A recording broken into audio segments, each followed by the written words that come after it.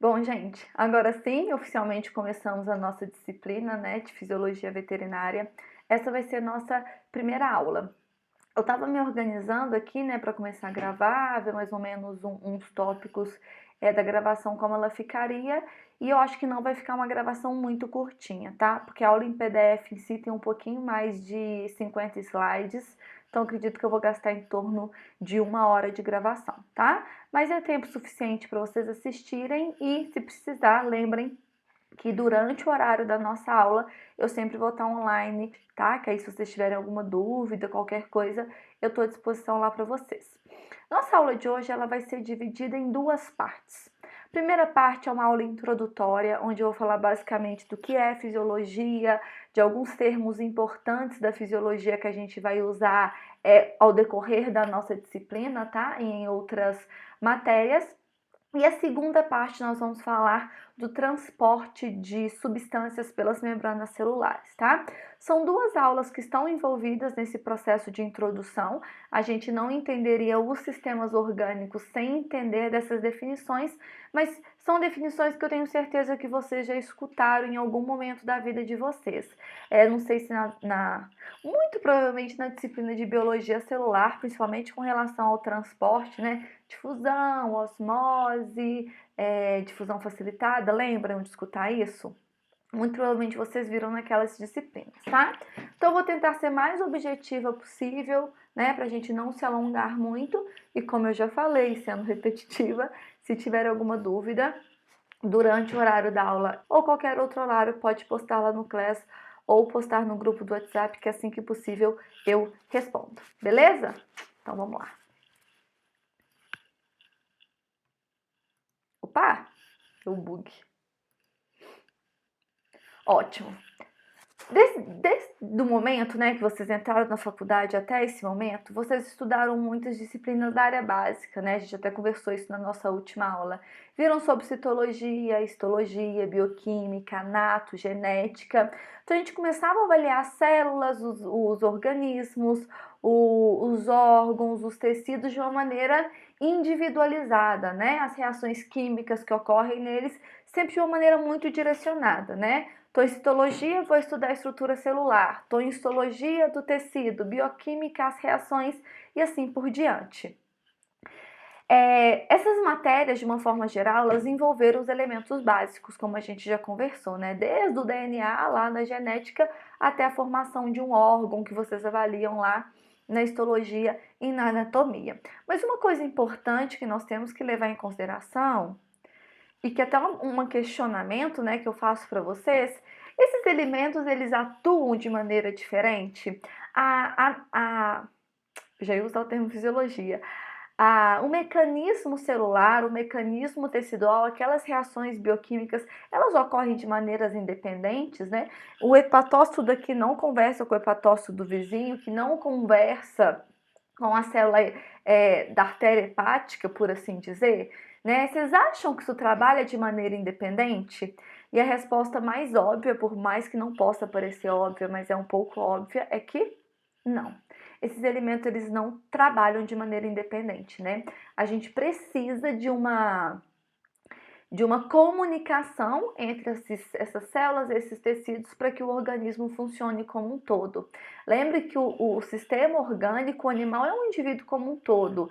Ele não vai estar saudável se o meu coração não funciona bem, gente. Aliás, se o meu coração não funciona bem, o rim não funciona bem, o músculo não funciona bem, o cérebro não funciona bem, tá? Então, esses sistemas, eles estão todos integrados entre si.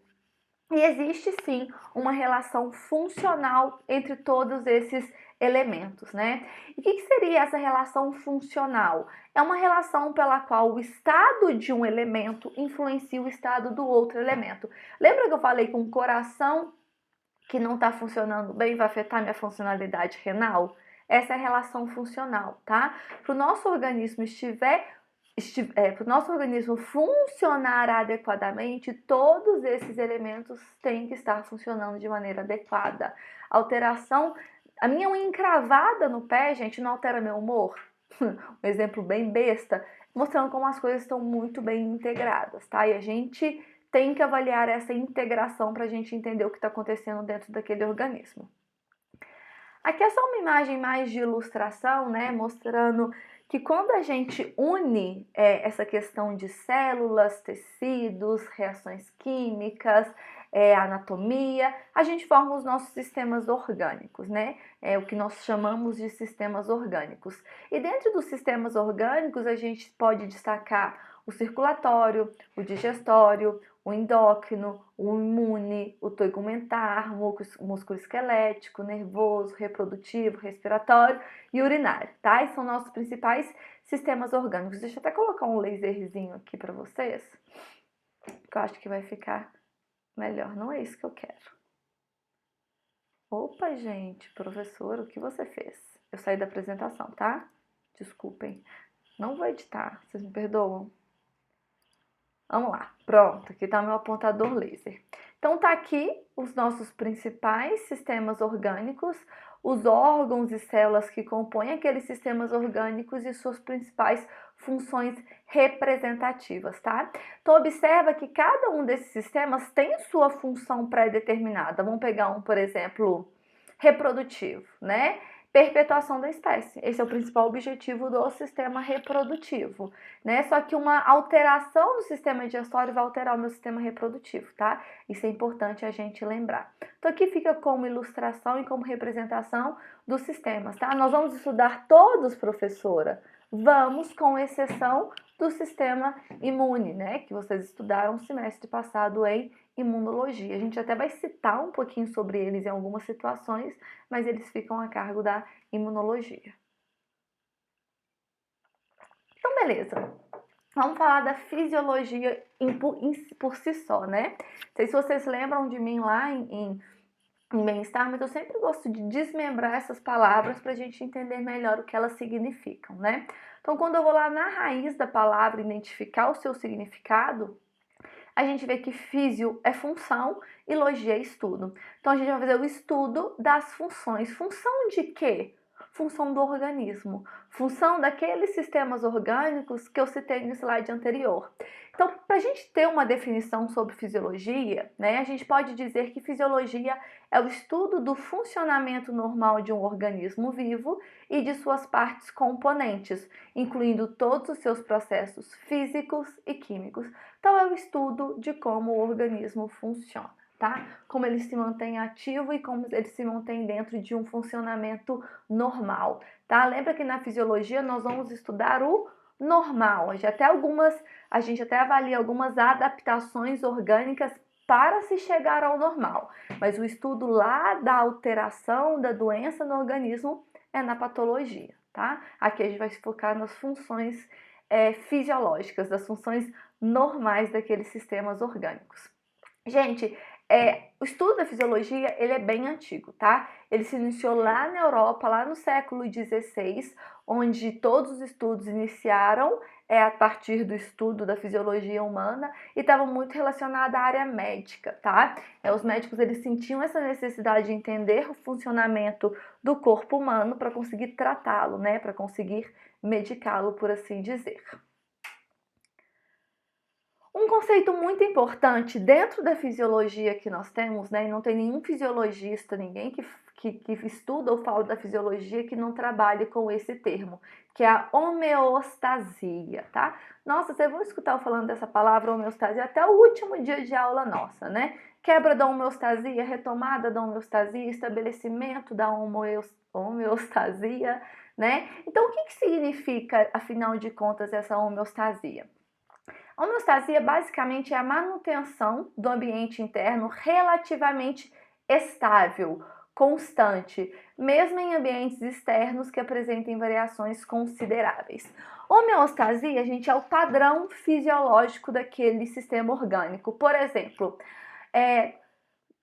quando o meu corpo ele mantém a pressão arterial entre 11/7 e 12/8, meu organismo está em homeostasia, ele está em equilíbrio. Eu estou dentro daquele padrão que é considerado fisiológico para aquela espécie, né?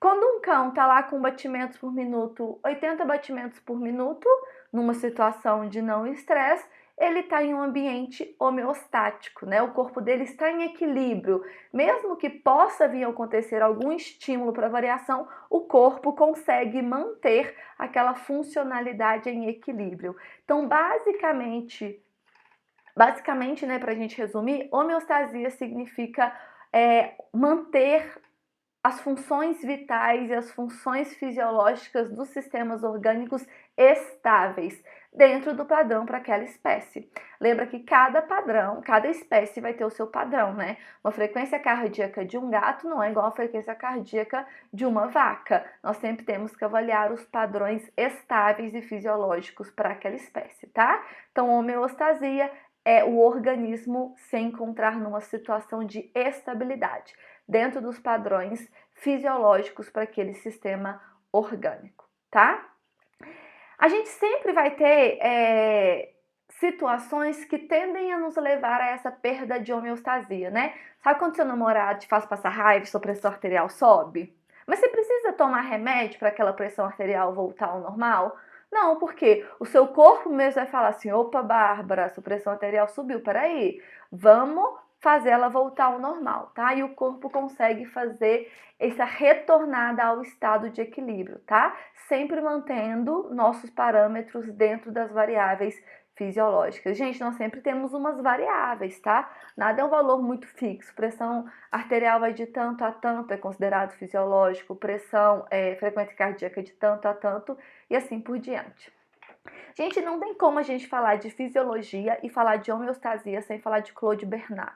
Claude Bernard é um dos mais famosos fisiologistas que nós temos no mundo, né? Ele começou a estudar fisiologia em meados de 1800 e ele que lançou esse lema, né? Que é La fixité de milieu intérieur, não sei falar francês não, que é a fixação do meio interno, tá? Ele foi a primeira pessoa que falou, olha, o organismo ele consegue se manter, um organismo saudável consegue estabelecer condições de homeostasia por si só, né? Aquela minha pressão arterial que subiu por causa que o marido me fez passar raiva, eu dei 3 respiradas e voltou ao normal. Então, eu consigo ter essa fixação do meu meio interno, tá? Essa homeostasia. Walter Cannon, em 1929, ele conseguiu estabelecer quais que são essas variáveis que estão sob controle homeostático, por exemplo, pressão arterial, frequência cardíaca, filtração renal, produção de urina e determinou quais são os principais fatores que alteram essa homeostasia, tá? Então, quando a gente junta os estudos de Claude Bernard e de Walter Cannon, a gente tem basicamente o estudo da fisiologia e da homeostasia. Lembrando que os dois estudavam fisiologia humana, tá? Quando a gente falar do Guyton, que eu comentei com vocês, aliás, eu comentei com a turma do Integral, né? Eu fico devendo bibliografia para a turma do noturno. O Fisiologia Médica do Guyton utiliza muito as bases dos estudos de Claude Bernard, deixa eu pôr meu filho o nome de Claude Bernard, e de Walter Cannon, tá? Para a gente não perder o costume de desmembrar essas palavras, né? Vamos falar um pouquinho de homeostasia. Homeo é similar e estase é condição. Então, é sempre manter as condições fisiológicas estáveis, similar, dentro daqueles parâmetros aceitáveis. Beleza? Uma coisa importante que eu já vi que algum material fala sobre homeodinâmica, tá? Então, é mais ou menos sinônimos. Nós temos fisiologistas que trabalham com o termo homeostasia e nós temos fisiologistas que trabalham com o termo homeodinâmica, tá? Mas eles querem dizer a mesma coisa. Lembra que eu falei que Claude Bernard já falava que um organismo saudável ele consegue restabelecer a homeostasia, ou seja, a fixação do meio interno. Então, se o seu organismo ele não consegue retomar a sua homeostasia ou manter a sua homeostasia corporal, aí nós temos um organismo doente, tá? Se eu não conseguisse alterar minha pressão arterial, fazer ela voltar para o ponto de equilíbrio, eu ia ser considerado uma pessoa hipertensa, né? Ou seja, uma pessoa doente. Então, se eu não tenho essa capacidade, tá, de retomar os meus parâmetros fisiológicos, nós temos um organismo doente. A doença, gente, ela tem mais ou menos 2 origens. A origem interna, que é aquela que vem de alguma alteração metabólica ou estrutural do próprio corpo, e a origem externa, tá? A origem externa é quando nós temos um agente etiológico envolvido naquela doença, tipo um vírus, uma bactéria, um fungo, um protozoário, tá? Quando vocês estudarem doenças infecciosas dos animais domésticos, vocês vão estudar as doenças externas. E em fisiopatogenia com a Bruna agora, vocês vão estudar as doenças de origem interna, tá? Que a gente também chama de doenças metabólicas e assim por diante. Tá aqui, né, Bárbara? O estudo das funções corporais na doença é a fisiopatologia. O que isso quer dizer? Eu vou mostrar como que uma alteração do meu sistema orgânico altera aquela fisiologia, né? Um mal que tem insuficiência cardíaca, como que isso altera a manutenção da pressão arterial, a manutenção da frequência cardíaca e assim por diante, tá? Essa seria a fisiopatologia. Então tá aqui um esqueminha super básico para a gente entender um pouquinho dessa origem da doença ou a manutenção de um organismo saudável. Então eu tô aqui com o organismo, em homeostase, né? Então ele tá aqui, tô aqui com as minhas funções fisiológicas normais, dentro dos parâmetros aceitáveis. Por algum motivo ocorre alguma mudança, seja de origem externa, seja de origem interna. E devido a essas mudanças, né, esses estímulos, houve uma mudança interna dentro do meu organismo que resultou na perda de homeostase. Então, por algum motivo, eu perdi a homeostasia de algum sistema orgânico. O corpo, por si só, gente, ele vai ativar alguns mecanismos para retomada dessa homeostasia, tá? Então, vai fazer de tudo para que essa homeostasia volte ao normal. Se o meu corpo consegue compensar essa alteração e voltar à homeostase, né? Eu sou um organismo saudável. Se o animal consegue fazer isso, ele é um animal saudável. Se o corpo por si só, sozinho, não consegue compensar essa alteração, aí sim nós temos uma enfermidade, uma doença, tá? Vamos ter o desenvolvimento dessa enfermidade e dessa doença. Como eu disse, o organismo ele tem mecanismos para controlar a homeostasia, né? A gente nem sempre precisa de uma intervenção externa para restabelecer a homeostasia. E nós temos basicamente dois mecanismos para fazer essa retomada, tá? Fazer esse controle da homeostasia que veremos agora. Dentro dos sistemas de controle da homeostasia, gente, vale a pena a gente lembrar que o nosso organismo, ele sempre quer manter todas as variáveis fisiológicas dentro de um intervalo normal, tá? Dentro daquele intervalo que é considerado aceitável para aquela espécie. Quando por algum fato, aquele meu parâmetro, ele sai desse intervalo normal, nós vamos ter ativação de mecanismos de controle, né, internos, né?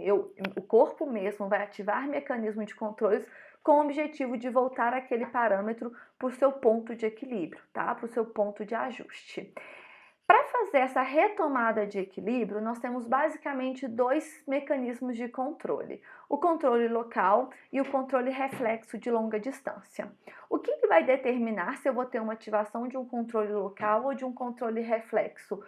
O grau de variação, né, e a extensão daquela variação. Se a minha variação de homeostasia ela é local, ela é contida, muito provavelmente aquele próprio tecido vai se regular para fazer ele voltar à homeostasia. Se for uma alteração sistêmica, por exemplo, que envolve todo o organismo, aí a gente vai precisar de um controle reflexo muito maior. Vou dar exemplos para vocês. Então aqui a gente tem um exemplo de controle local da homeostasia. Eu tive um sinal de entrada que por algum motivo alterou um parâmetro fisiológico meu. Deixa eu pensar alguma coisa. Tem dia que eu tô com um exemplo na cabeça e eu não consigo tirar ele. Vamos pensar de pressão baixa agora. Mudei. A pressão agora é baixa. Por algum motivo, aquele animal, a pressão dele caiu, né? A pressão dele reduziu. Não pode ser não, porque esse meu exemplo é de pressão alta, porque eu falei que eu tô com pressão alta na cabeça, tá? Depois vocês vão entender. Então, vamos lá. Meu animal, por algum motivo, teve alteração da sua pressão arterial. Houve um sinal de entrada que elevou a pressão arterial deles. Então, minha cachorra, né, tem um gato em cima do telhado, esse gato fica passando raiva nela. Então, tem esse sinal de entrada que vai fazer com que ocorra um aumento da pressão arterial. Esse aumento de pressão arterial, por exemplo, pode reduzir a oxigenação tecidual nos músculos, tá? Isso é normal. Quando a pressão arterial ela eleva, ela aumenta a oxigenação dos sistemas centrais, mas reduz a oxigenação da musculatura, tá? Vocês estão reconhecendo essa lâmina tecidual, né? A lâmina de um músculo estriado esquelético. Então, vamos supor que eu tive uma redução de oxigenação naquele tecido, seja por aumento da pressão arterial, seja por qualquer outro motivo. Os próprios miócitos vão detectar essa redução de pressão arterial e vão avisar lá para os vasos sanguíneos, que é o centro integrador. Ou, tá chegando pouco sangue aqui, tá chegando pouco oxigênio, eu preciso que você faça alguma coisa, porque senão não vai dar certo. Os vasos vai liberar uma substância química, que nesse caso vai ser o óxido de zinco, o óxido nitroso. Agora fiquei em dúvida, nitrato. O óxido nitroso vai liberar o óxido nitroso que vai fazer vasodilatação. O que isso quer dizer? Vai fazer o vaso dilatar, se o vaso aumenta de tamanho, chega mais sangue, se chega mais sangue no músculo, aumenta a quantidade de aporte de oxigênio. Então, foi um problema que se resolveu naquele local. O próprio miócito identificou uma hipóxia, que é uma redução de oxigenação, avisou a circulação local liberou o óxido nítrico, que vai fazer a vasodilatação retomando esse problema, tá? Então, minha resposta, ela ficou restrita ao meu tecido. Ali eu resolvi e pronto, deu tudo certo. Agora, quando nós temos alterações de natureza sistêmica, ou seja, que envolve o corpo como um todo, que envolve uma alteração em nível mais generalizado, aí a gente tem que ter um controle de retomada de homeostasia também mais complexo, tá? E geralmente vai ter participação do sistema nervoso e do sistema endócrino dentro daquela realidade. Então, a gente repara, olha, que a minha alça de resposta, ela é muito maior do que minha alça de resposta do controle local, tá? Ela envolve muito mais pontos que anteriormente. Então, vamos dar o exemplo da pressão baixa, né? Por algum motivo, esse animal ele teve uma redução de pressão arterial. Essa redução de pressão arterial, ela vai afetar a nível sistêmico o corpo daquele animal, né? Então, nós vamos ter sensores orgânicos, nesse caso, eles são chamados de baroreceptores, que são receptores de pressão, e eles vão identificar que houve uma redução da pressão arterial a nível sistêmico. Ele vai lá a nível de sistema nervoso central e vai falar assim, a pressão dele está muito baixa, a gente tem que dar um jeito, senão ele vai apagar. Esse centro integrador vai gerar um sinal de saída, que, por exemplo, vai falar para o sistema endócrino. Vocês vão entender isso depois um pouquinho melhor, tá? Vai falar para o sistema endócrino, libera a vasopressina, que é um hormônio que aumenta a pressão arterial. Aí esse hormônio vai agir no seu tecido-alvo e vai elevar a pressão arterial. Lembra que meu animal entrou com pressão baixa? Então, o controle orgânico quer fazer ele voltar à homeostasia. O que é a homeostasia? A minha pressão a níveis fisiológicos. Como estava baixa, gerou uma resposta de elevação de pressão arterial até chegar ao nível aceitável. Então, se ele chegou com uma pressão de 8/4, foi tendo essa resposta até realmente ele chegar à pressão de 12/8, que é considerada a pressão fisiológica, tá? Lembra que tudo isso que a gente está vendo é uma tentativa do organismo de retomar a homeostasia. Por algum motivo houve uma perda de homeostasia orgânica, o próprio corpo vai gerar respostas para fazer essa retomada da homeostasia. Essa resposta pode se concentrar a nível local, quando a minha alteração é a nível local, mas quando a minha alteração é a nível sistêmico, eu preciso de uma alça de resposta muito mais complexa. Beleza? Isso é o que a gente mais vai estudar na nossa disciplina, tá? Como que o nosso organismo consegue controlar essas variações de homeostasia sem necessidade de intervenção externa. Gente, dentro dessas respostas, dentro desses controles, nós podemos classificar essas respostas fisiológicas, né, de controle de homeostasia em mecanismos de retroalimentação, tá? O que seriam mecanismos de retroalimentação? são conjuntos de respostas produzidas pelo próprio corpo diante de um desequilíbrio. Então, sabe toda essa resposta que foi desencadeada quando eu tive a hipóxia do meu músculo esquelético, quando a pressão do animal caiu? Isso é um processo de retroalimentação. E dentro dessa retroalimentação, ela pode ser classificada como retroalimentação positiva ou retroalimentação negativa. Talvez vocês não escutaram esse nome de retroalimentação ainda ou não, mas já ouviram falar de feedback? Feedback positivo ou feedback negativo. Feedback e retroalimentação são sinônimos, tá? Então, se eu falar retroalimentação negativa, é a mesma coisa que está falando feedback negativo e vice-versa. O que seria um feedback negativo? O feedback negativo é aquela resposta que é classificada quando ela vai promover uma mudança negativa em relação à alteração inicial. O que isso quer dizer? Que o estímulo que vai ser gerado, ele é contrário àquele que gerou o desequilíbrio. Ficou confuso? Lembra que no meu segundo exemplo, o que gerou o desequilíbrio foi o quê? Redução da pressão arterial. Na minha alça de resposta, qual que foi a minha resposta final? Elevar a pressão arterial. Para quê? Para voltar ao equilíbrio. Só que você concorda que a minha resposta foi diferente do meu estímulo? O meu estímulo foi redução de pressão, a minha resposta foi aumento de pressão. Então, isso é um feedback negativo, tá? Geralmente, o feedback negativo, ele retoma o equilíbrio, tá? Ele vai de estímulos contrários para retomar o equilíbrio.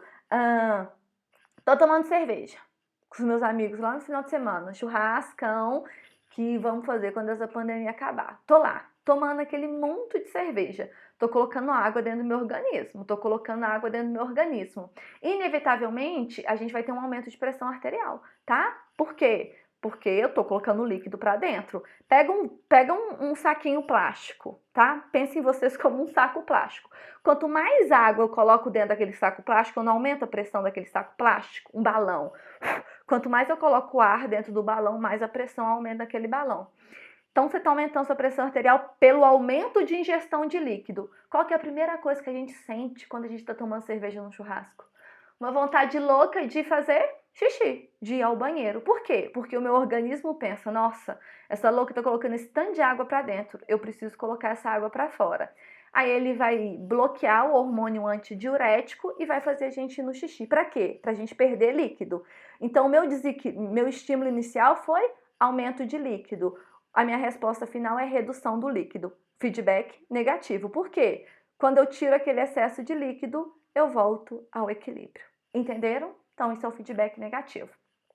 Nós temos o feedback positivo também, tá? Só que ele é a favor do meu estímulo. Então, vocês concordam que ele aumenta o desequilíbrio? Vamos supor que nesse momento eu tô desidratada por algum motivo, né? Não bebi água o dia inteiro, tá muito calor, fiz exercício físico, esqueci de levar minha garrafinha, não tinha água por perto. E ao mesmo tempo, meu organismo, de alguma maneira, aumenta a minha diurese, faz eu fazer xixi. Então, eu estava desidratada com falta de água e mesmo assim meu corpo faz eu perder água. Concorda que meu feedback é positivo? Mesmo que os dois são para perda de líquidos, os dois estão no mesmo sentido. Então, feedback positivo. Aí vocês concordam que ele aumenta o desequilíbrio, né? Por isso que a gente fala, aumenta o estímulo que gera o desequilíbrio. Eu já estava desidratada, agora eu vou ficar mais desidratada ainda. Então, o feedback positivo é quando a minha resposta é a favor do desequilíbrio, tá? A minha resposta é a favor daquele estímulo. Fazendo com que os valores estejam mais diferentes do padrão cada dia mais, tá? Na maioria das vezes, gente, os feedbacks positivos não são benéficos. Eles acabam piorando o desequilíbrio, tá? Nem sempre são benéficos. Tem uma situação de feedback positivo benéfica, que é o parto, tá? Meu útero contrai e tenta expulsar aquele feto. Quanto mais o feto encosta no colo do útero, mais o útero contrai. Concordam comigo? Então, meu estímulo é contração uterina. Na hora que o útero contrai, a cabeça do feto encosta no colo do útero da fêmea. A cabeça do feto encostar no colo do útero da fêmea aumenta a contração. É um feedback positivo. Só que nesse caso é um feedback positivo fisiológico e benéfico, porque ele é necessário para fazer a expulsão do feto do canal do parto. Certo? Entendidos? Tá bom. Aqui é só um exemplo, né? Então, no feedback negativo, a minha resposta ela é contrária ao meu estímulo, tá? Então, a minha resposta ela vai ser contrária ao estímulo e no caso do feedback positivo, a minha resposta vai ser a favor do estímulo, aumentando o desequilíbrio. Beleza, gente? Tudo certo? Tá? Então, qual que foram os pontos importantes dessa aula? A definição, né, do que é fisiologia, o estudo das funções orgânicas, né, e como que o organismo ele consegue manter todos os parâmetros dentro daquele intervalo aceitável, homeostasia, que é esse equilíbrio interno, e sobre os mecanismos regulatórios que a gente acabou de comentar, tá? Não vou repetir porque a ideia da aula gravada é que vocês possam voltar a qualquer momento, certo? Se tiver alguma dúvida, sabe onde me achar, beleza? Então agora a gente vai para a segunda parte da nossa aula, tá? Então, gente, beleza. Na parte anterior, né, a gente falou sobre aqueles conceitos de fisiologia, de homeostasia, de manutenção de homeostasia, que vai ser muito importante para a gente conversar sobre os sistemas orgânicos futuramente. Mas outro assunto básico, tá, que a gente depende muito dele para entender os processos fisiológicos, principalmente quando eu falo de condução nervosa, condução elétrica e fisiologia renal, é a gente relembrar um pouquinho sobre o transporte de substâncias pela membrana celular, tá? Então, essa segunda parte vai ser destinada a esse tema. Não é um tema diretamente complementar à primeira parte, tá? Mas eu gosto de dar eles juntos por serem conceitos básicos para a gente desenvolver o nosso raciocínio fisiológico. Então, bora! Primeiramente, né, antes da gente falar de transporte pela membrana, vamos lembrar de como o nosso corpo ele é compartimentalizado, né? Um animal, a gente divide, né, o organismo animal em quais compartimentos?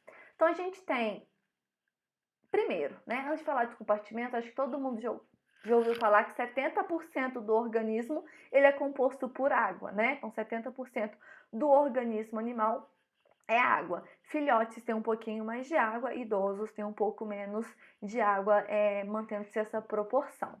Quando a gente pensa nos líquidos orgânicos e nessa distribuição dos líquidos orgânicos, a gente consegue compartimentalizá-lo em basicamente dois meios. Nós temos o líquido intracelular e nós temos o líquido extracelular, tá? O líquido intracelular é aquele que está dentro das células, tá? Então, todo esse líquido, toda essa solução que está dentro das células é o líquido intracelular. E a maioria dessa água, gente, tá no líquido intracelular, tá? Tá lá dentro das células. E nós temos o meio extracelular. Então, o meio extracelular é aquele que está fora das células.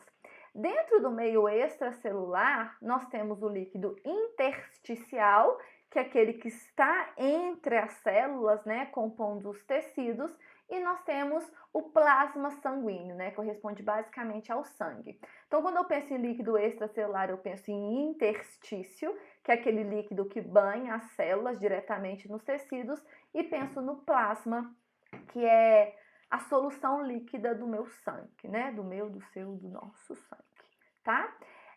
Então, basicamente, essa é a divisão. Então, vendo essas setinhas, nós sempre vamos ter movimentação constante, tanto de líquidos quanto de solutos, entre o plasma, líquido intersticial e líquido intracelular, tá? E a forma com que esses transportes acontecem, né? A maneira com que eles acontecem quando eles são ativados é muito importante para a gente conseguir fazer a manutenção da homeostasia corporal e orgânica, tá? E é sobre isso que a gente vai conversar hoje. O movimento de líquidos, gente, ele tende a se estabilizar? Sim. Em algum momento, se o meu organismo, se aquele meu tecido está em homeostasia, eu não preciso ter essa movimentação de líquidos e solutos, né? Mas a partir do momento que eu tenho algum tipo de desequilíbrio, nós vamos ter essa movimentação, tá? Quando eu falo de movimentação de transporte de membranas, nós estamos falando basicamente de dois tipos de substâncias. Das substâncias líquidas, né, e das substâncias sólidas, ou seja, dos solventes e dos solutos, tá? Tem basicamente dois equilíbrios que vão estar envolvidos nessa movimentação de água e solutos pelas membranas celulares, que é o equilíbrio osmótico e o equilíbrio químico. Quando a gente tem o equilíbrio osmótico e o equilíbrio químico, essa movimentação de fluidos e solutos, ela meio que se estabiliza, tá? Ela entra em homeostasia. Quando eu tenho um desequilíbrio osmótico, um desequilíbrio químico, essa movimentação de solutos e fluidos, ela vai ativar, tá? A gente já vai entender um pouquinho o que é esse equilíbrio osmótico e o que é esse equilíbrio químico. Primeiramente, eu vou falar da movimentação de solutos em decorrência do desequilíbrio químico, tá? Que ele vai ser o que a gente mais vai ver ao decorrer da disciplina. Então vamos lá. A gente dividiu os compartimentos orgânicos em leque, ou seja, líquido extracelular, que é composto pelo plasma e pelo líquido intersticial, e pelo líquido que compõe o meio intracelular. Quando a gente fala desse líquido que compõe o organismo, né, esse líquido não é formado só por água, né, gente? Não é água pura que tem no nosso organismo. É uma água rica em íons, proteínas e fosfatos, tá? Então aqui eu tenho o íon, o sódio, o potássio, o cálcio, o cloro, o íon bicarbonato, o fosfato e as proteínas. E se a gente começar a reparar, nós temos meio que uma distribuição homogênea entre leque e lique desses componentes orgânicos, tá? Então a gente tem um equilíbrio em termos de valor dentro do leque e você vê que o lique é um pouquinho diferente do leque. Concordam comigo? Conseguem ver isso? Olha, vamos lá no sódio. Plasma tem 146 miliosmóis de sódio, o líquido intersticial 142. Já o líquido já tem bem menos sódio, né? Ele tem 14. Isso daqui é o que nós chamamos de equilíbrio químico, tá? Aquela substância, ela está em equilíbrio químico, tem a mesma quantidade, mas daqui para cá não tem, né? Então, muito provavelmente a gente sempre vai ter transporte de sódio entre o líquido e o leque devido a esse desbalanço químico. Mas repare aqui embaixo que nós temos um valor que é de osmolalidade.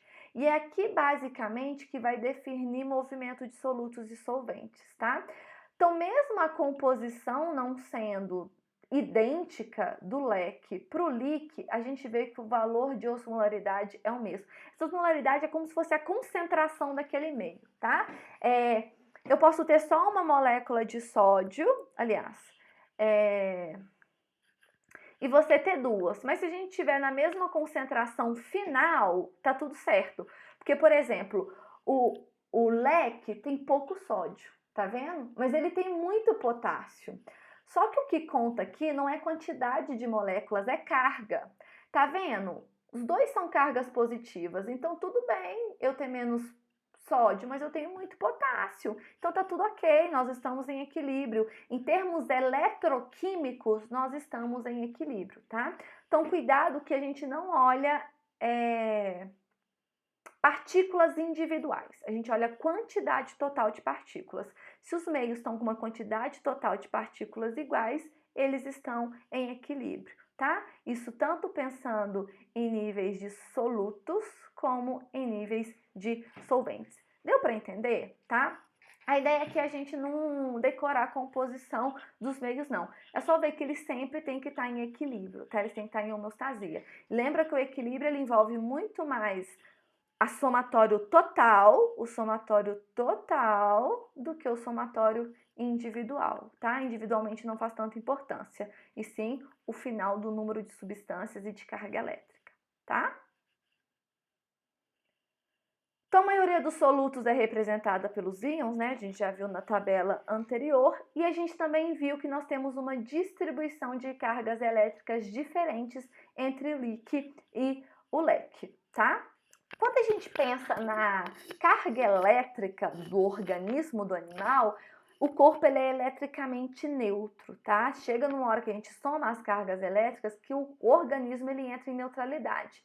Mas é importante a gente ressaltar que eu tenho muito mais íons negativos no líquido e íons positivos no leque, tá? Então, lembra que eu falei que não é partícula que a gente olha? Se a gente for olhar, eu tenho muito mais sódio no leque, mas eu tenho muito mais cloreto no líquido. Quando eu somo os dois, eu chego numa neutralidade. Se eu estou na neutralidade, quer dizer que eu estou no equilíbrio eletroquímico. Então, se eu tenho equilíbrio eletroquímico, isso quer dizer que o meu corpo está eletricamente neutro. Então, não tem por que essas cargas iônicas se movimentarem de um compartimento para o outro compartimento, porque está neutro, não tem alteração de carga, tá? Agora, vamos supor que eu perco muito sódio do meu leque, aí sim, houve um desequilíbrio eletroquímico, houve a formação de uma carga, sim, aí esses componentes vão ter que se movimentar, esses dois compartimentos, para voltar à neutralidade, tá? Para voltar à homeostasia. Então, quando a gente tem esse desequilíbrio elétrico, a gente vai ter essa movimentação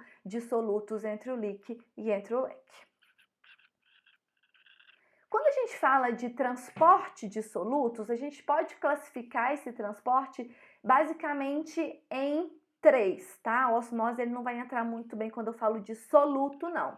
Então, quando eu estou falando de movimentação de íons, ele pode ocorrer por difusão, por transporte mediado por proteínas ou por transporte vesicular.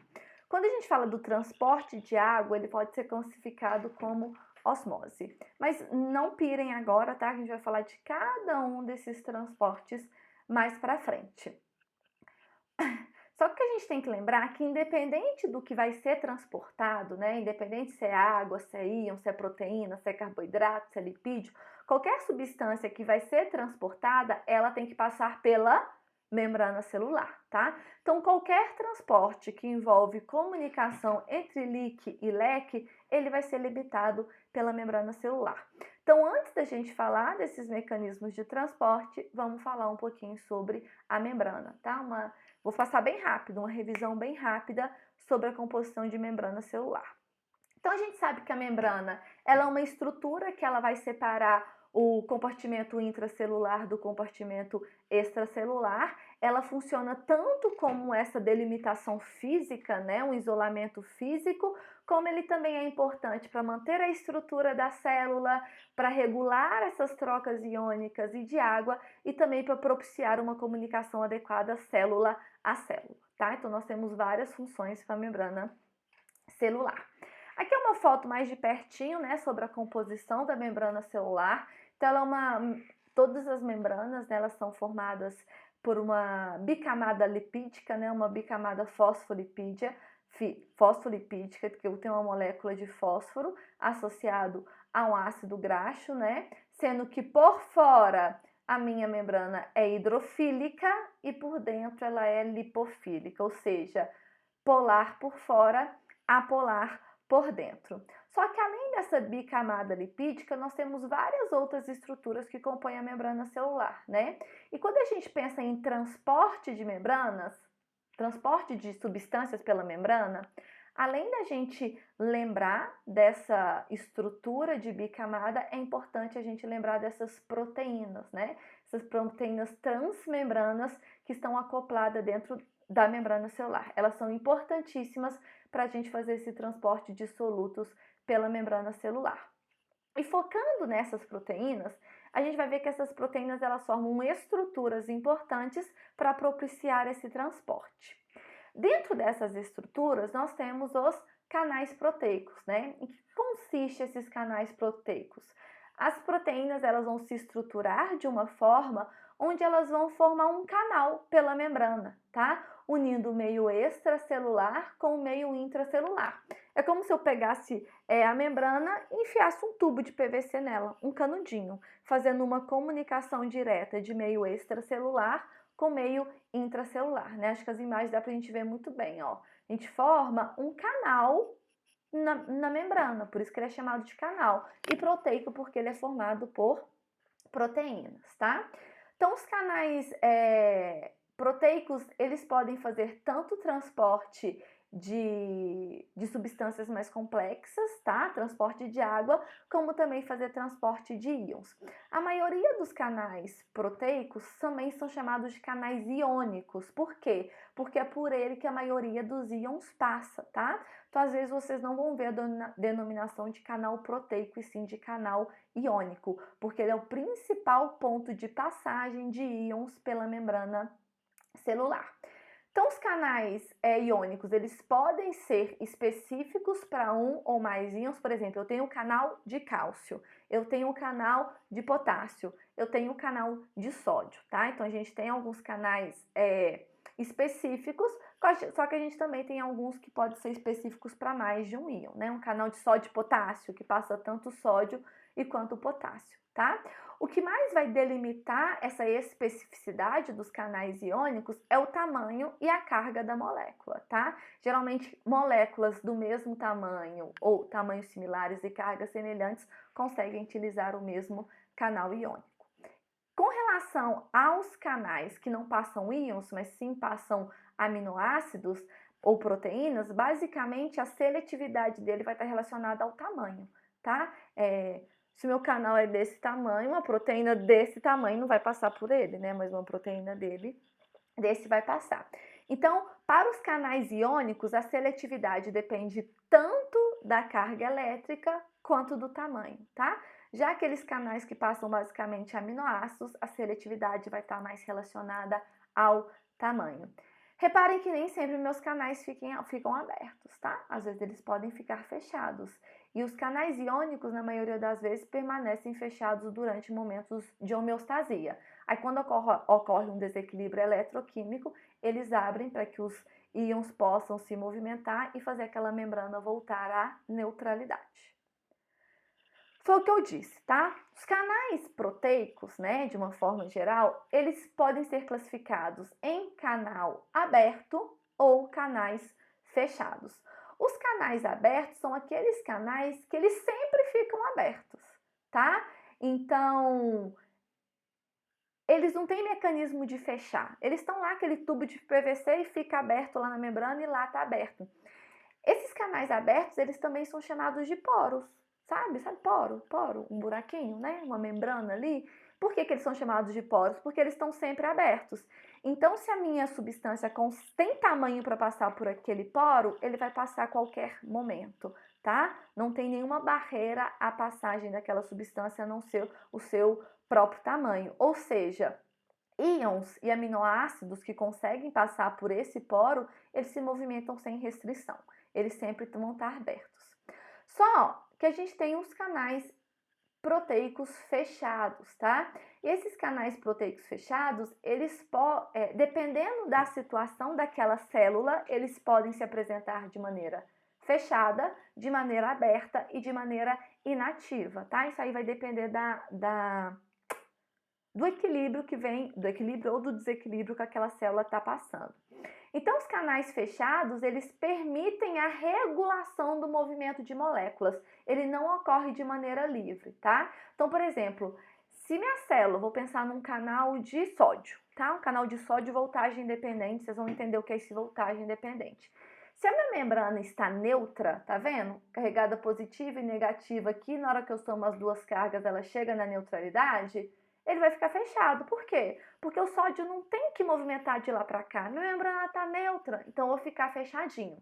Se eu tenho um desequilíbrio iônico, por isso que ele chama voltagem independente, se a minha membrana ela sai da neutralidade e ganha uma carga, ganha uma voltagem, aí eu vou abrir. Eu vou abrir para quê? Para o meu sódio se movimentar e fazer aquela membrana se voltar à neutralidade. O estado inativo, gente, a gente vai estudar isso muito em fisiologia cardíaca, que chega um momento que aquele canal ele é ativado tantas vezes que ele chega no momento inativo. E ali ele fica sem atividade por um período, tá? Até ele se restabelecer. Esse seria mais ou menos o estado inativo. Mas o mais importante é a gente lembrar que o canal aberto, ele não restringe movimento, a única restrição é tamanho. Se passa, passa, porque ele fica aberto o tempo todo. E o canal fechado, ele depende do estado que aquela membrana tá, que aquele sistema tá. Se ele está em equilíbrio, vai ficar fechado. Se tem um desequilíbrio, ele vai abrir para a retomada desse equilíbrio. A abertura desse canal, se ele vai abrir ou se ele não vai abrir, ele pode ser feito basicamente por 3 mecanismos. Por estado elétrico da célula, tá? Vou começar pela letra B, que foi pelo que eu citei para vocês. Então, se a minha célula sai da neutralidade, aquele meu canal voltagem dependente, ele é sensível à voltagem, ele é sensível à eletricidade, ele pode abrir ou fechar. Nós temos canais que são sensíveis a moléculas mensageiras, tá? Então, por exemplo, canal de transporte de glicose, né? Todo mundo aqui já ouviu falar que para a glicose entrar da minha célula, ela depende de quem? De qual hormônio? Da insulina. Então, meu canal de glicose, ele só vai abrir se a minha insulina ligar a ele. Então, esse canal, ele é dependente de uma molécula mensageira, tá? Essa molécula mensageira pode ser tanto intracelular como extracelular, tá? No caso do canal de glicose, ele é um mensageiro extracelular. Entenderam? E a gente também tem por mudança física, tá? Alteração de temperatura ou de tensão pode abrir ou fechar esses canais. Um exemplo, nossos receptores do tato, tá? Quando a gente aperta o dedo, né, em qualquer lugar na testa, essa pressão ela acaba abrindo alguns canais iônicos que vão ser responsáveis para que aquela célula tenha sensibilidade do tato, tá? Então, meus canais iônicos, eles podem se abrir por alteração da eletricidade da membrana, ou seja, aquela membrana que sai da neutralidade, que são esses canais voltagem dependente ou eletricamente sensível. Nós temos canais que eles vão abrir, que a abertura desses canais depende da ligação de uma outra molécula, como exemplo, o canal de glicose, e nós temos aqueles canais que dependem de mudança de temperatura ou de tensão, que são os de tato e os receptores da dor da queimação também, tá? Quando a gente queima o dedo, também é dessa forma. Então, daqui, ó, esses são os canais voltagem dependente, que são aqueles eletricamente sensíveis, os canais quimicamente dependentes, que são aqueles que dependem de um ligante, né? Pode ser um ligante extracelular, então quando o ligante se liga, ele se abre, ou um ligante intracelular, ou aquele mecanicamente ativado, né? Uma alteração mecânica na membrana vai abrir esse canal. Entenderam? Certo? Isso é importante, porque muitas vezes eu vou falar, olha, esse canal ele é voltagem dependente, esse canal é quimicamente dependente. É essa ideia que está envolvida nesse processo. Certo? Então tá. Além dos canais iônicos e canais proteicos, aquelas proteínas que estão enganchadas na membrana, elas também podem formar uma outra estrutura muito importante para o transporte de solutos, que são as proteínas carreadoras, tá? Essas proteínas carreadoras, elas também vão unir o meio extracelular, o meio extracelular com o meio intracelular, mas eles fazem de uma maneira diferente dos poros, tá? Dos canais. Os canais, eles abrem ou fecham dependendo da estrutura da membrana, tá? As proteínas carreadoras não é uma ligação direta. Lembra que o outro é um caninho de PVC. Eu abri. Se o canal está aberto, a coisa sai de um lado e passa para o outro. As proteínas carreadoras, a gente geralmente fala que elas trabalham como compotas, tá? São canais de duas portas. Ou seja, ela abre para o meio extra, ela está aberta para o meio extracelular. Aquela proteína se liga a essa proteína carreadora. Se for a proteína certa, porque isso é muito importante, as proteínas carreadoras elas são altamente específicas, ela vai e abre do outro lado, liberando essa substância dentro do meio intracelular. Olha esse exemplo que tem aqui do lado, né? Que é aquelas compotas, eu não sei como que chama, sabe aquele negócio que a gente estuda na geografia, que enche de água para o barco passar e depois baixa? Você vai pensar mais ou menos como isso, né? Aqui eu tenho o Oceano Pacífico, aqui eu tenho o Oceano Atlântico e aqui eu tenho a proteína carreadora, que une tanto o Oceano Pacífico como o Atlântico. O primeiro ponto, ele abre uma porta. Então lembra que as proteínas carreadoras, ela tem duas portas. A porta de contato com o meio extracelular e a porta de contato com o meio intracelular. Primeiro, ela abre a primeira porta e a substância entra. É a substância que tem a especificidade comigo? É. Minha célula tá precisando daquela substância? Tá. Aí ele vai e abre a segunda porta, tá? Levando essa substância para dentro das células. É um transporte muito mais lento que o canal, porque o canal abriu, passou, né? Aqui não é muito bem não é muito bem essa ideia, né? Então ele não cria uma passagem contínua como os canais iônicos, tá? Eles têm essas ligações específicas e funciona com essa ideia de duas portas. Beleza? Gente, eu até falei da glicose, lá nos canais iônicos como exemplo daquele quimicamente ativado? Porque foi a primeira coisa que veio na minha cabeça. Mas só para deixar uma coisa muito clara, o transportador de glicose não é um canal, tá? É uma proteína transportadora. Foi só um exemplo para vocês entenderem o que seria o quimicamente ativado, tá? Mas transportador de glicose é uma proteína carreadora, não é um canal. Tanto que a gente vai falar deles agora, tá? Então, olha, nós temos os carreadores, né? E que podem ser classificados como carreadores de uniporte ou de cotransportadores. O que significa isso? Um carreador de uniporte é que ele só carrega uma substância por vez e somente em um sentido, tá? Por exemplo, o GLUT é a proteína transportadora da glicose. Ele pega a glicose do meio extracelular e coloca para o meio intracelular. Esse é o único movimento que ele faz. Ele não tira a glicose de dentro da célula e põe para fora, entendeu? É um movimento unidirecional e somente de uma substância, que é o uniporte. Já nós temos o que nós chamamos de cotransportadores. O que significa um cotransportador? É aquele que consegue transportar mais de uma substância, tá? Então, ele não transporta somente mais uma substância e somente em um sentido. Ele consegue, o mesmo carreador consegue carregar mais de uma substância. O exemplo que nós temos é o SGLT, tá? Que é um transportador que está lá no nosso intestino, onde ele consegue transportar a glicose junto com o sódio. Tá vendo? Cotransporte, duas moléculas ao mesmo tempo. Então tá aqui, ó, o Symporte, ele pega tanto a molécula de glicose como a molécula de sódio e traz para dentro da célula. E a gente tem o de antiporte porque mesmo ele tá transportando duas substâncias, ele transporta em sentidos diferentes. A bomba que a gente mais conhece no mundo, né, uma bomba iônica, que vocês com certeza já ouviram falar sobre ela, é a bomba de sódio, potássio, ATPase, né? E que a bomba de sódio, potássio, ATPase faz?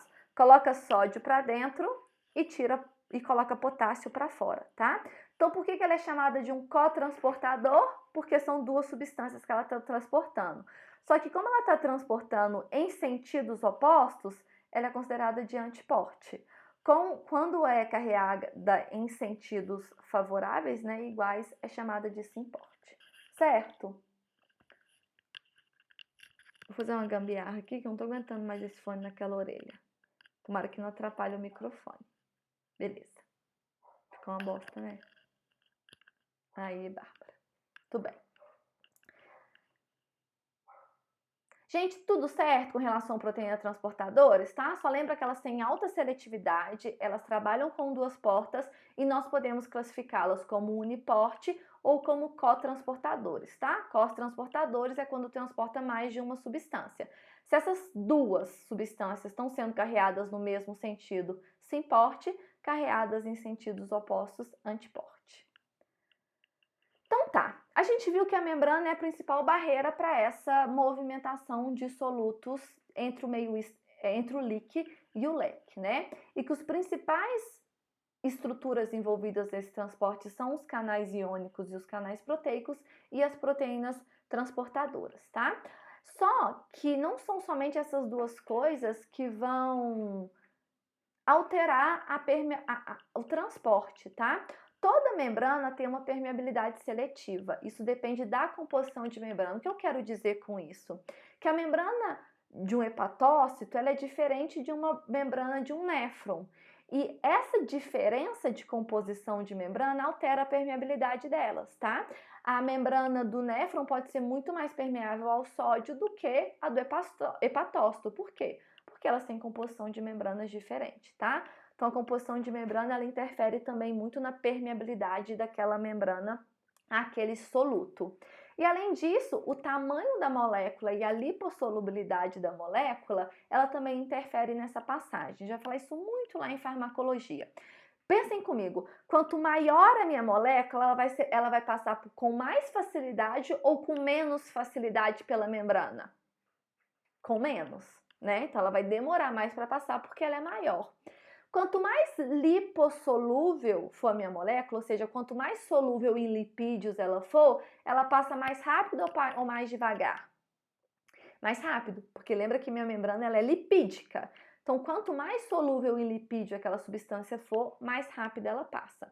Então, além da quantidade de canais, além da quantidade de proteínas carreadoras, a composição da membrana e a característica da molécula também interfere nesse transporte. Beleza? Então tá. Vamos entrar agora definitivamente nos processos de transporte de solutos e solventes pela membrana celular, tá? Falando sobre esse transporte de solutos, ou seja, de substâncias químicas, a gente pode classificá-los como transportes ativos ou transportes passivos, tá? Então agora sim a gente vai falar sobre os mecanismos de transporte pela membrana celular. Pois bem, o primeiro mecanismo de transporte pela membrana que nós temos é a difusão, tá? Gente, eu estou falando de transporte de substâncias químicas pela membrana, tá? De íons, de proteínas, de aminoácidos. Nós estamos falando agora, nesse momento, sobre transporte de substâncias, tá? De solutos. Um tipo de transporte de solutos que nós temos é a difusão, né? Já ouviram falar da difusão. A difusão é um movimento passivo. Acho que eu não falei no slide anterior, né? Mas o que seria um transporte passivo e o que seria um transporte ativo? O transporte passivo é o que aquela substância consegue atravessar a membrana celular sem gasto de energia. Então, não tem nenhum gasto de ATP para aquela substância sair do líquido e vir para o leque, ou sair do leque e vir para o líquido. O transporte ativo, a gente tem gasto de energia para fazer essa movimentação do soluto entre líquido e leque, tá? A difusão é um movimento passivo, ou seja, sem gasto de energia. E a direção que a minha difusão vai acontecer, ela depende da concentração, sendo que sempre a movimentação via difusão ocorre do meio mais concentrado para o meio menos concentrado. Vamos pensar agora no transporte público, tá? A gente está com aquele ônibus lotado, não tem como ninguém entrar mais. Assim que a gente abre a porta na parada, o que acontece? Todo mundo sai de dentro e ele vai para fora, tá? Então ele faz essa movimentação a favor do gradiente de concentração. O que isso quer dizer? Que essa substância sai do meio mais concentrado para o meio menos concentrado. Lembra que todos esses transportes, o objetivo dele é retomar o equilíbrio. Então, para retomar o equilíbrio, eu tenho que deixar os dois lados equilibrados. Se eu tenho mais molécula desse lado, essa molécula tem que passar para esse lado para a gente chegar em equilíbrio, tá? A difusão, ela pode ocorrer em sistemas abertos ou em sistemas fechados, tá? O que isso quer dizer? Quando a gente fala de sistemas abertos, é o que a gente estava falando dos poros. Lembra daqueles canais iônicos abertos, né? Na verdade, os canais iônicos fechados também, tá? Se a gente está falando de canal iônico, ele é uma difusão que ocorre por sistema aberto. Essa substância ela não passa por dentro da membrana, ela tem um canal para aquela substância passar. Então, se esse canal está aberto, essa substância sai do meio mais concentrado e passa para o meio menos concentrado. Você está vendo que elas não passam no meio dos lipídios, né? Elas têm um canal para essa substância passar. Então, o transporte via canal iônico é uma difusão. Beleza? Então, transporte por canais iônicos ou proteicos, independente do tipo, é uma difusão em sistema aberto. A difusão em sistema fechado é aquela substância que ela consegue atravessar a membrana sem ajuda de nada, tá? Então, sem nenhum tipo de ajuda, ela consegue atravessar essa membrana. Isso só vai acontecer em moléculas muito pequenas e muito lipossolúveis, tá? Essas substâncias, elas conseguem por si só atravessar a membrana sem ajuda nenhuma. Então, aqui a gente tem alta concentração e baixa concentração, beleza?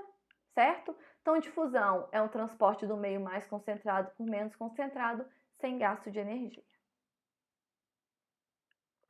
Essa imagem, gente, ela está mostrando a difusão da glicose entre dois meios, né, de onde eles foram separados por uma membrana semipermeável. Então, eu peguei um aquário, dividi esse aquário em dois e coloquei uma membrana semipermeável no meio.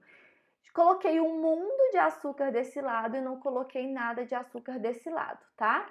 Então, essa linha verde é a concentração de glicose no lado 1, tá? Do meu cubo. E essa linha laranja é a concentração de glicose do lado 2 do meu cubo. Então, no começo eu tenho muita glicose desse lado e pouca glicose desse. Por difusão, sem gasto de energia, a glicose vai saindo do lado 1 e indo para o lado 2 até se atingir o equilíbrio, tá? E a difusão, ela é interrompida quando o equilíbrio é estabelecido. Então, se estabeleceu o equilíbrio, pronto, a gente tem a difusão para, né? Porque a difusão não é de um meio mais concentrado para o menos concentrado. Quando os dois meios têm a mesma concentração, a difusão ela é interrompida.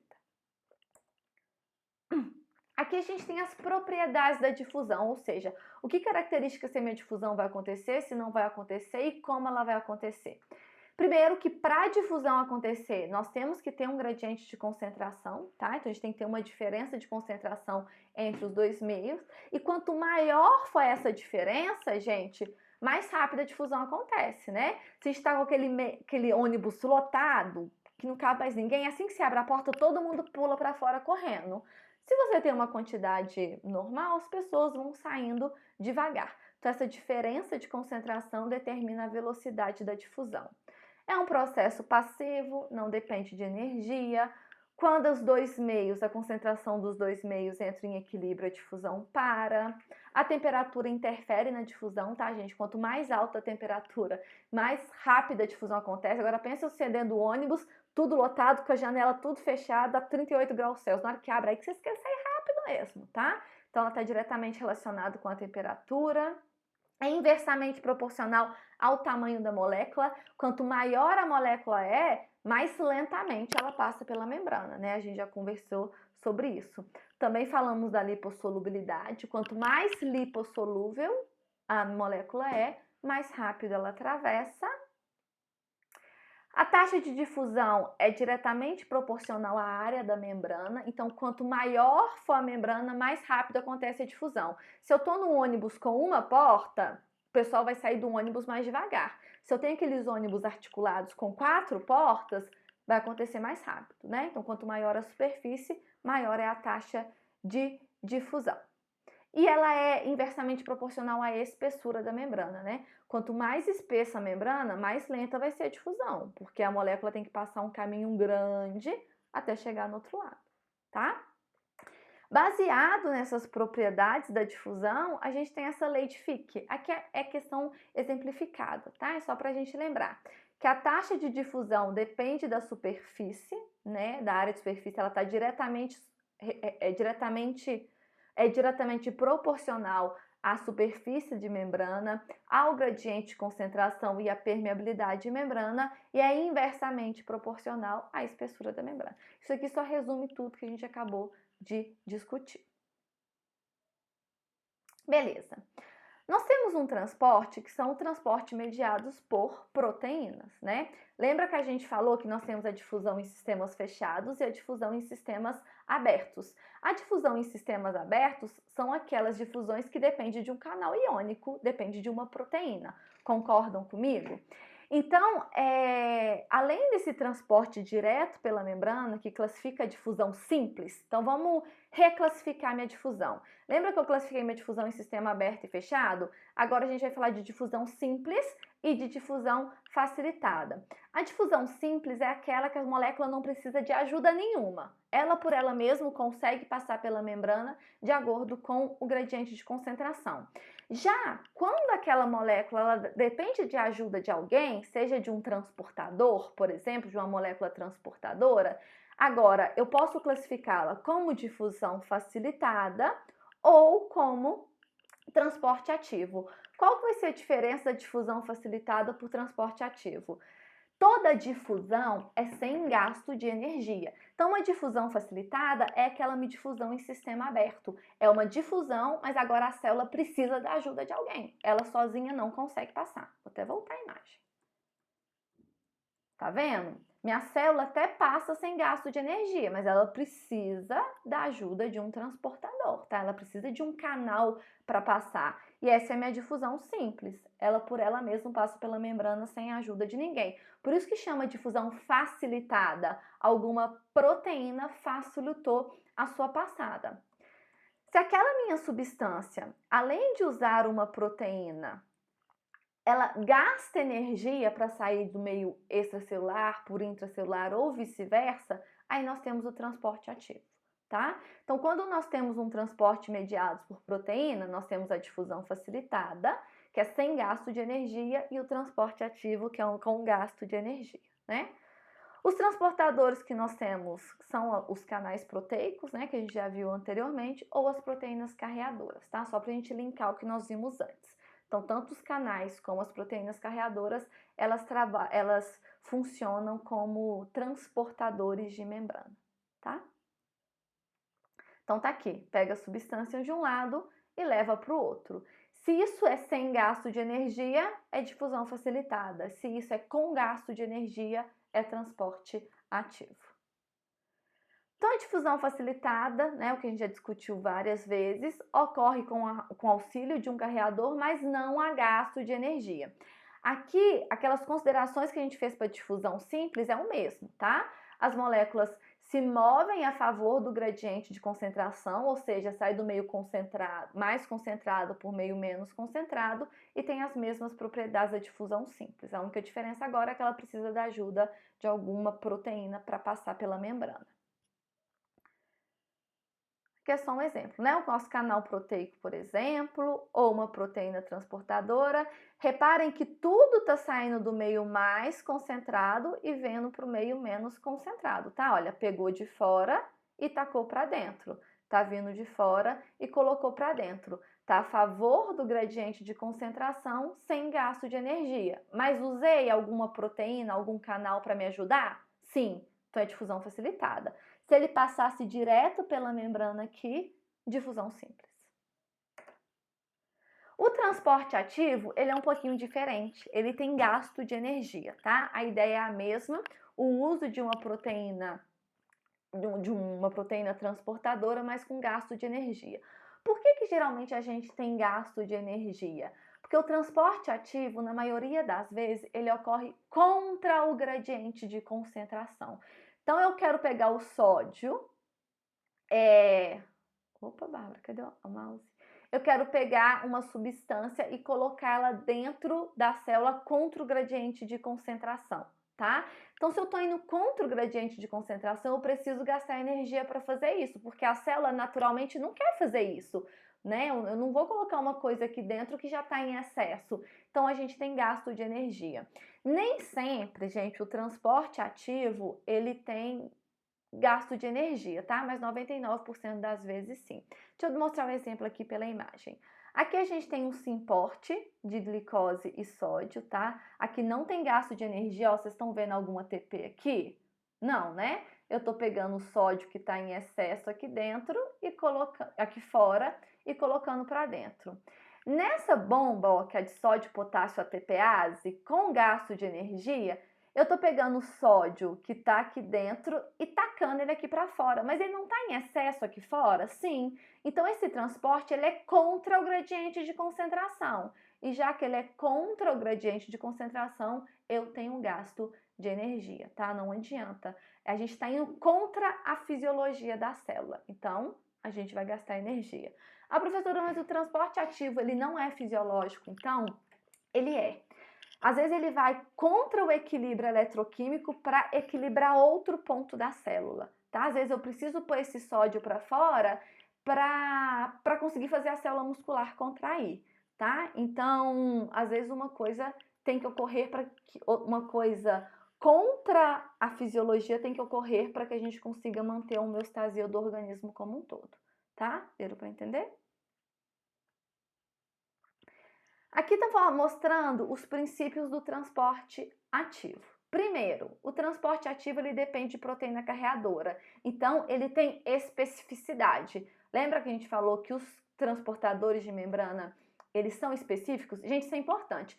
Todo transporte ativo precisa de proteína carreadora, tá? A gente não tem transporte ativo simples, isso não existe. Todo transporte ativo, como é contra o gradiente de concentração, a gente precisa de uma proteína transportadora.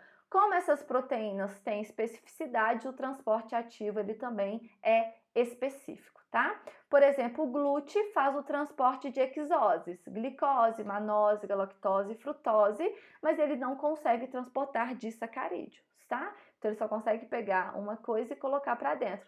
Se aqui não fosse glicose, se aqui fosse a lactose, por exemplo, não ia ter esse transporte. A gente tem que tomar cuidado quando a gente fala de transporte ativo, que a competição entre substâncias pode influenciar o transporte ativo. Por exemplo, a minha molécula de glúten, ela não transporta a maltose. Ele não consegue pôr a maltose lá para dentro. Mas a maltose compete por aquele carreador. O que isso quer dizer? Que a maltose, ele se liga ao carreador de glicose e bloqueia. Por quê? Porque esse carreador não consegue pôr a maltose para dentro, porque esse carreador não é específico para maltose. Mas a maltose, ela inibe a absorção da glicose, tá? Então a gente tem que, quando a gente for pensar mais para frente, às vezes em nutrição isso é muito importante, né? Substâncias que são considerados fatores antinutricionais para outra, é porque ela bloqueia o transporte daquela outra substância. Outro ponto que influencia, tá, a velocidade que o transporte ativo ocorre é a saturação de carreadores. Como eu disse, todo transporte ativo depende de uma proteína carreadora. Então vamos supor que aqui está minha membrana e eu tenho 3 proteínas carreadoras, mas eu tenho 10 moléculas de glicose. A gente vai absorvendo glicose, mas chega num ponto que a gente não consegue absorver mais. Por quê? Porque não tem mais carreador para aquela glicose, tá? Então a gente tem essa limitação. O transporte ativo, a gente costuma dizer que ele é autolimitante. A partir do momento que satura todos os carreadores, o que isso quer dizer? Que todos os carreadores já estão ocupados, o transporte ativo paralisa, porque eu não tenho mais carreador livre para fazer esse transporte, tá? Quando a gente tem moléculas que usam o mesmo transportador, isso piora, né? Porque eles vão competir pelo mesmo carreador e eles vão saturar os carreadores de maneira muito mais rápida. Aqui é um exemplo, ó. Eu tenho a taxa de transporte de uma substância X, né? Então, a substância X, quando eu administro ela sozinha, ela vai sendo absorvida, até não ter mais carreador para ela. Aí ela para de ser absorvida, tá?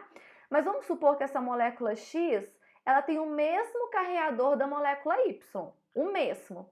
Quando eu administro as duas substâncias juntos, as duas vão se ligar aos carreadores. Então, agora a taxa de absorção vai ser muito menor. Por quê? Porque eu vou ocupar todos os transportadores muito mais fácil, né? Como que eu vou dar um exemplo aqui? Se a gente tem somente... Nós temos 4 transportadores, né? E nós só temos 2 moléculas de glicose, elas vão se ligar e pronto. Mas se eu tenho 2 moléculas de glicose e 2 moléculas de manose que se ligam ao mesmo carreador, como eu já tenho 4 moléculas, elas vão ocupar todos os carreadores de uma maneira mais rápida, concordam comigo? Então a gente tem que levar isso em consideração. Quando nós temos substâncias que utilizam o mesmo carreador, a taxa de absorção ela tende a reduzir. Por quê? Porque a gente satura os receptores com a maior facilidade, tá? Com a maior velocidade. Certo? Entenderam? Se vocês ficaram com qualquer dúvida, vocês me chamam, tá? Então, gente, só para resumir, para a gente já ir finalizando, tá? Nós temos 1 minuto e 17 de vídeo. Eu falei que ia ficar com uma hora um pouquinho, né? Tava certa. Quando a gente fala de transporte de solutos pelas membranas, a gente pode dividir esse transporte em difusão, que pode ser dividido em difusão simples ou difusão facilitada, e a gente tem um transporte ativo, tá? A difusão simples é aquela que a molécula consegue passar ela mesma pela substância ou usa poros, tá? Como o poro está sempre aberto, gente, a gente considera uma difusão simples, porque é um canal, uma ponte. É igual eu passar debaixo de uma ponte na rua. Ele sempre vai estar aberto para mim, eu posso passar a hora que eu quiser e ponto final. Nós temos a difusão facilitada, que também é a favor do gradiente de concentração, assim como a difusão simples. Não tem gasto de energia, mas a gente precisa de um canal iônico ou de uma proteína transportadora para facilitar esse transporte, tá? Muito provavelmente essa molécula é grande demais, aí ela não consegue passar nem direto e nem consegue passar pelo poro, ela precisa de ajuda de uma proteína. E o transporte ativo, que é o transporte com gasto de energia e que ele ocorre contra o gradiente de concentração, tá? Por isso que a gente tem esse gasto de energia. Dúvidas? Entendemos? Beleza? Tá. A gente falou de transportes de solutos, né? De substâncias, de íons, de proteínas. Vamos falar agora do transporte de líquidos.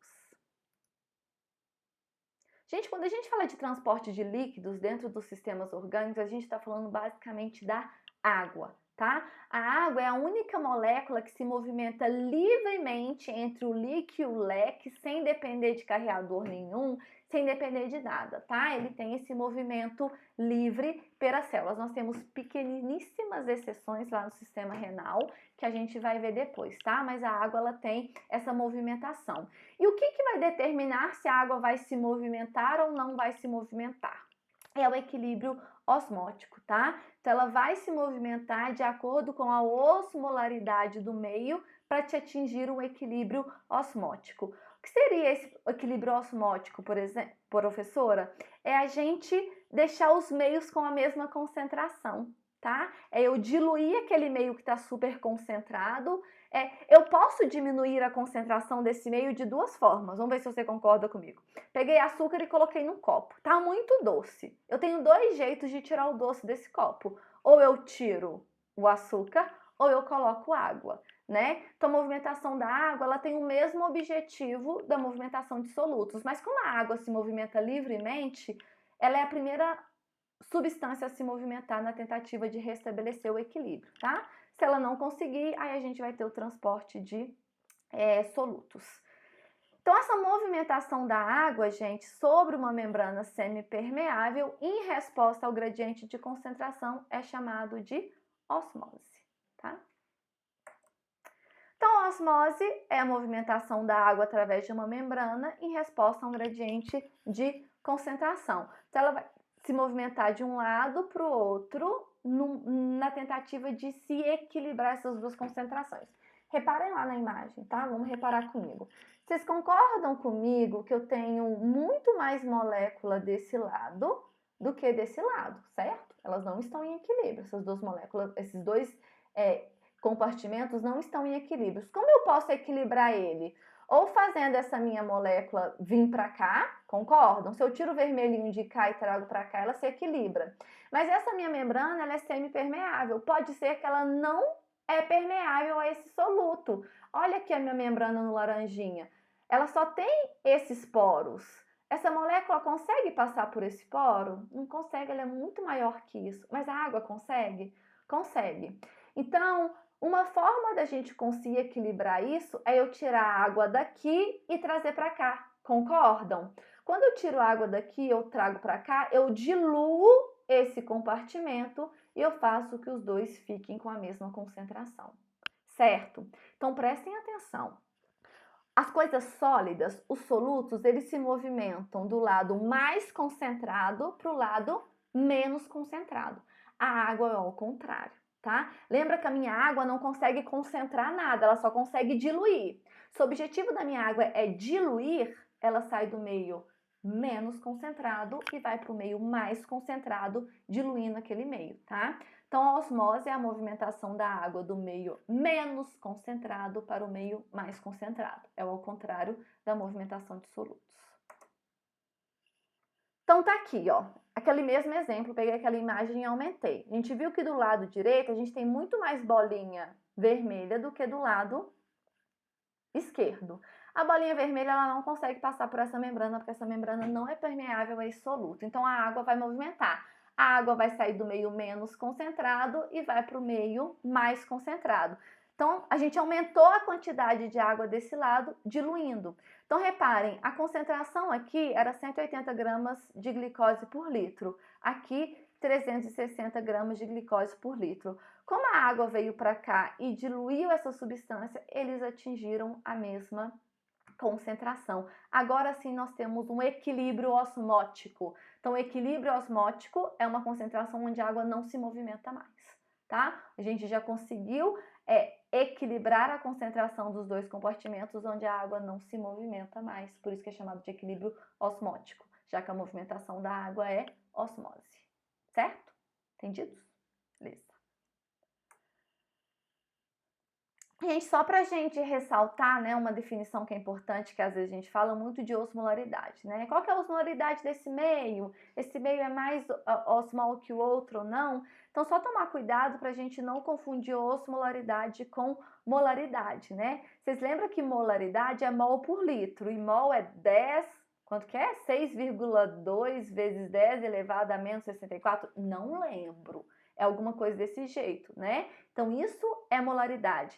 A osmolaridade, ela é diferente da molaridade. Ela leva em consideração o número de partículas por molécula.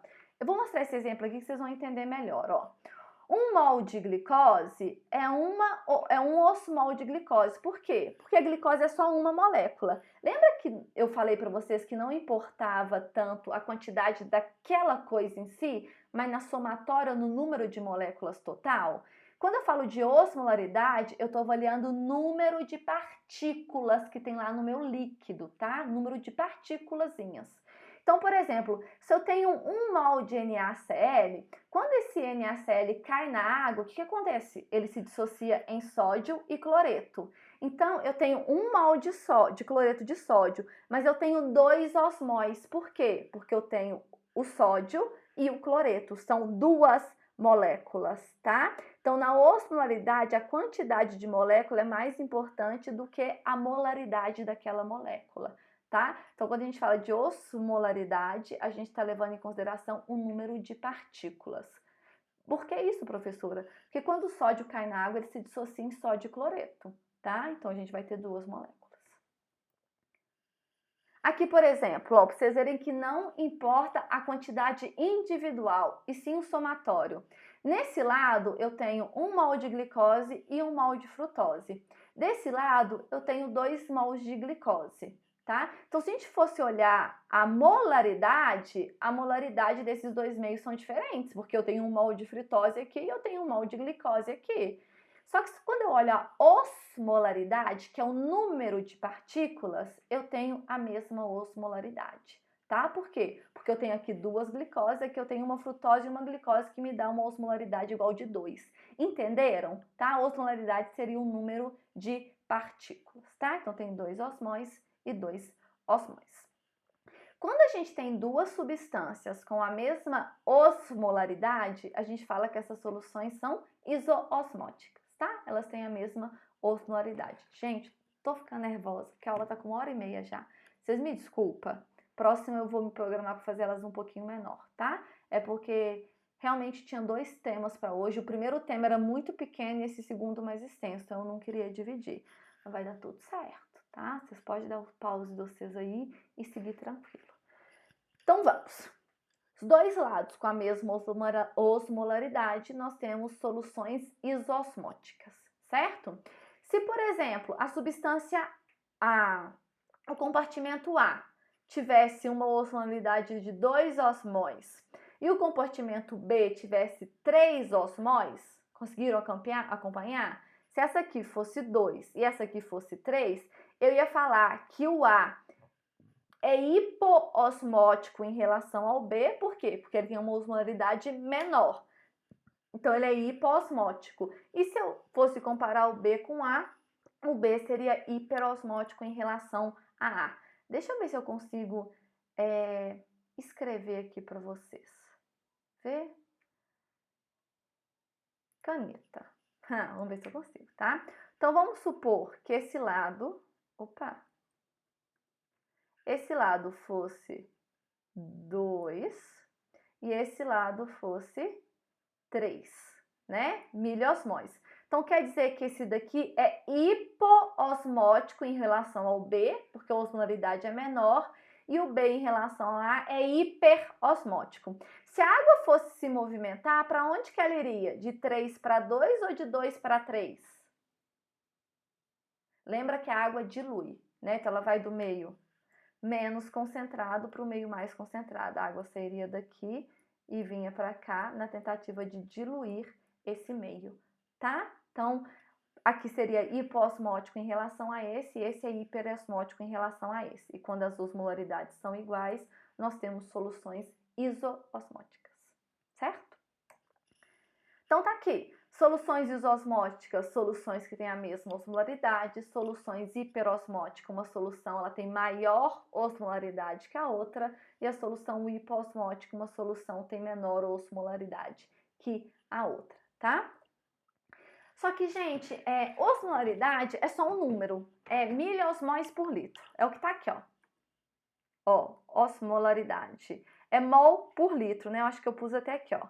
Osmolaridade é osmol por litro, é uma, como que chama isso? Uma unidade matemática. Em fisiologia, a gente não trabalha muito com a matemática, a gente trabalha com parâmetros fisiológicos. E a gente gosta de falar muito de tonicidade de um meio, né? O que significa tonicidade? Tonicidade é um termo fisiológico que refere a soluções e descreve o que vai acontecer com a água, né? Então, a tonicidade, ela avalia a movimentação da água entre duas substâncias. A tonicidade não tem unidade matemática, é um termo fisiológico, tá? Por exemplo, se eu pego uma célula e coloco ela dentro de um copo com essa solução e não acontece nada com a movimentação de água, ou seja, a água ela não sai da célula nem entra na célula, isso quer dizer que eu tenho que a célula em relação àquela solução, ela é isotônica, elas têm a mesma tonicidade. Se a água não se movimenta, ela tem a mesma tonicidade, ela é isotônica. Mas se eu pego aquela célula, coloco ela dentro daquela solução e a célula ganha água, se ela ganha água, quer dizer que aquela solução onde ela foi colocada é hipotônica, tá? Por quê? Porque ela vai ganhar água. Se eu coloco uma célula dentro de uma solução hipertônica, ela vai perder água. Deixa eu mostrar na imagem que eu acho que vocês vão entender melhor. Vê? Então, para eu saber a tonicidade de uma solução em relação à célula do organismo, porque pra gente isso que importa, né? Eu não vou ficar brincando de aquarinho de passar substância para outra. O que eu quero aqui é avaliar a situação da célula do meu animal dentro de uma solução que eu vou administrar para ele. Por exemplo, um fluido, né? Um soro. Então, para eu saber essa tonicidade, eu tenho que saber o que acontece com a célula quando eu coloco ela dentro dessa solução. Então, olha aqui. Aqui eu peguei, deixa eu voltar para o laser, tirar essa caneta. Computador laser. Se eu pego uma célula, e essa aqui é a minha solução, tá? E coloco dentro dela da solução e eu não tenho movimentação de água, tá vendo que eu não tenho movimentação de água? Quer dizer que essa solução é isotônica. Quando eu tomo Gatorade, ele não fala lá solução isotônica, porque você pode tomar Gatorade até morrer, que não vai acontecer nada com as suas células, tá? Não vai entrar água dentro dela e ela não vai perder água, beleza? Então isso é uma solução isotônica. Quando eu coloco uma célula dentro de uma solução e essa célula incha, ou seja, entra água dentro da célula, eu falo que essa minha solução ela é hipotônica, tá? Uma solução hipotônica é quando a água sai da solução e entra dentro da célula. Já quando eu tenho uma solução hipertônica, se eu pegar uma célula e colocá-la dentro de uma solução hipertônica, ela vai perder água, Professora, mas por que você está falando isso? Eu já adiantei lá. Se a tonicidade que vai indicar a movimentação de água, quando eu quero dar algum fluido para aquele animal, dar algum soro, eu tenho que saber se eu estou dando uma solução isotônica, uma solução hipotônica ou uma solução hipertônica. Gente, se a gente pegar uma solução hipertônica e injetar na veia do animal, as células deles todas desidratam. Então, eu nunca vou trabalhar com uma solução hipertônica, né? Eu sempre vou trabalhar com uma solução isotônica ou uma solução hipotônica na fluidoterapia, dependendo do meu objetivo final. Então, por isso que é importante a gente entender sobre tonicidade das soluções, tá? A osmolaridade é a gente comparando unidades matemáticas, mas a osmolaridade, ela não prever a movimentação da água, tá? Eu não consigo prever a movimentação da água só olhando a osmolaridade. Parece simples, mas não é, porque a água nunca se movimenta sozinha, ela sempre vai se movimentar junto com íons, com cátions, com proteínas. Então, somente a avaliação de osmolaridade na fisiologia, na química você consegue, mas na fisiologia, somente avaliar osmolaridade, a gente não consegue avaliar a movimentação da água, tá? Eu tenho que avaliar a tonicidade daquela solução. Então, olha aqui. Como eu já falei, né, a tonicidade é importante para a gente fazer terapia intravenosa. Olha, gente, solução salina, né, solução fisiológica. Se eu for comparar a osmolaridade da solução fisiológica com a osmolaridade da célula, a minha solução fisiológica ela é isotônica, ela é isoosmótica, tá? A osmolaridade de dentro das células do corpo do animal é 300 miliosmóis. Da solução fisiológica é 150. Então ela é isosmótica, mas não tem movimentação de água nenhuma se eu coloco aquela célula dentro de uma solução fisiológica. Então isso quer dizer que a solução, mesmo ela sendo isosmótica, ela é isotônica. Vocês entenderam? A tonicidade fala da movimentação da água. Então, se eu pegar a célula e colocar ela numa solução salina ou numa solução de destrose, ela não vai mudar. Ela não vai inchar e nem vai perder água. Porque apesar dessas substâncias terem osmolaridades diferentes, elas têm tonicidades iguais, tá? Certo? Então tá. A gente tem soluções que também são classificadas como hipotônica. Lembra que eu falei que a gente nunca trabalha com solução hipertônica, tá? Por quê? Porque ela desidrata a célula. Mas se, por exemplo, eu pegar um animal que estiver altamente desidratado e que a célula do animal está desidratada, então as células dos animais estão murchinhas, de tão desidratado que aquele animal está, eu posso fornecer para ele uma solução hipotônica. Por quê? Porque quando eu dou uma solução hipotônica, o que acontece com a célula? Ela incha. Só que como ela estava murcha, na hora que ela inchar, ela vai voltar ao volume normal, tá? Então, geralmente a gente trabalha na terapia intravenosa com soluções hipotônicas quando a gente tem essa alteração de volume celular, tá? Mas se for uma desidratação sem alteração de volume celular, ou seja, só uma reposição de fluido mesmo, um animal que está vomitando, um animal que está com diarreia, ou um animal que está com uma desidratação leve, a gente trabalha com soluções isotônicas, porque eu vou repor o líquido daquele animal sem alterar o tamanho da célula, tá? Sem alterar a movimentação de água pela célula. Entendemos? Tá? Às vezes a gente confunde osmolaridade com tonicidade, mas essa é a ideia. Osmolaridade é um número matemático e tonicidade ela vai indicar a movimentação da água, tá? Certo? Beleza? Entendidos? Então é isso, né? Me passei um pouquinho no tempo hoje, mas eu já me justifiquei anteriormente, tá? Qualquer dúvida, eu estou à disposição. Estou online no WhatsApp e no mural do nosso Class, a hora que vocês quiserem. Beleza? Também, gente, vem conversar comigo, mas vai também anotando as suas dúvidas, tá? Os pontos que vocês acharam um pouquinho confuso, para na nossa aula de revisão a gente bater o pé um pouquinho mais nessas dúvidas, tá? Então é isso, tá? Muito obrigada, eu espero que tenha sido proveitosa essa aula e até a próxima aula. Beijo!